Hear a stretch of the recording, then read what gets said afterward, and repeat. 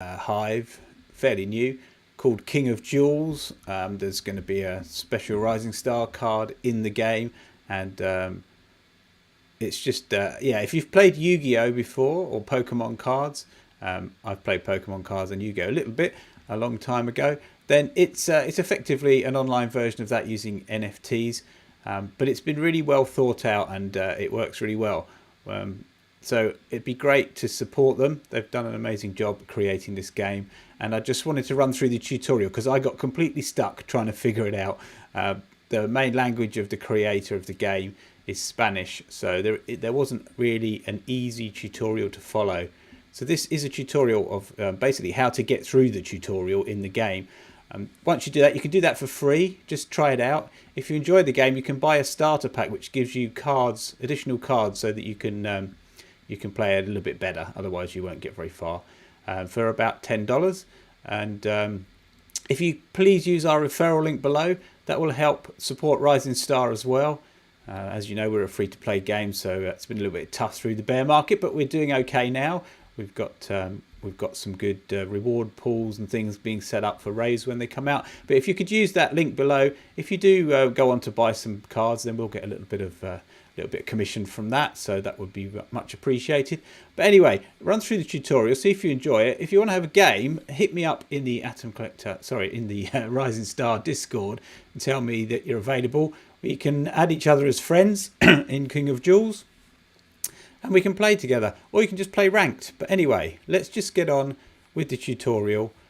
So to start with, go to the King of Jewels website and then click on play, and then click on tutorial. Okay, it will take you through a bunch of screens which you can read in your own time. But what you do is you can see that you're playing against a bot. Let me just click outside of these boxes so that all disappears. The bot has placed a card, and the way the cards work is on the left you've got your effectively your attack number, and on the right your defense number. It's not actually called that, but anyway. What you'll find is at the bottom you'll have your cards that have already been issued from your deck ready for you to play. If you click on the one on the right there, it will pop up on the left hand side of the screen, and you can see the details about it. There are basically kind of character cards. I'll probably get the terminology wrong here, but there are kind of character cards which are your people that you can use to attack and defend. And then you've got like supporting cards, which are like spells and traps and things like that. So this is a creature card, which is a character card. The POW is the attack number, so that's 1600, and the RES is the defense number, 1200. Now you can deploy a card. So I've clicked on this card, you can read the information, and you've got a little box down here that says to deploy or fortify hidden. Right, if you do deploy, then the card goes vertical onto the board in attack mode. And when you're in attack mode, the power or the attack number, I guess it's power, isn't it? The 1600 on the left, that is what you would use if you want to attack another card. So you can see that the opposition's card also has 1600. So that would be the same number as that. So you need to try and beat that number. If you do fortified hidden, then what does it puts the card in horizontal mode face down so the opponent can't see it. If that opponent then attacks the card, it's going to be using the defense number. But I think I'm right in saying, I'm not 100% sure on this, that if the opponent attacks your card when it's face down and they can't see it, sometimes it just shows the card rather than. I think if they don't win, it flips the card over, but it's still horizontal, so they can see the stats on it. But if they win, it just removes it from the board. Now you want to be you don't really want to have a blank board, because if they can attack a blank board, then it reduces your overall score, which you will find in the bottom left where it says 8000. That is your score. If that goes below 0, you're out. You've lost.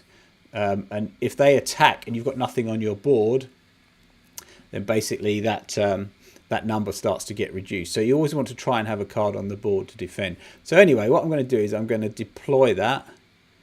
Okay, so that's now got exactly the same 1600 and 1200. But I've got these special cards here. So this one is a support card. And what I can do is, you can see it says select a champion on the board and increase the selected champion's power by 700. So I'm going to do a prepare action. It tells me to select a card.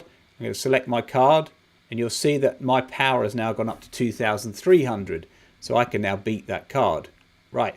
Once you've placed all your cards, done everything you want to do, you click on the sword icon here, which goes into battle mode or battle phase. There we go. And then what you do is you click on your card and it'll turn to a sword. And then you click on the card of the opposition you want to attack. You don't have to do attacks if you don't want to. You could just click end and it means that you wouldn't attack anyone. But obviously I want to try and beat them. So I click on that. And that's it. Your basic tutorial is now completed. It took me ages to figure out how to just do that. So that is your basics of the tutorial.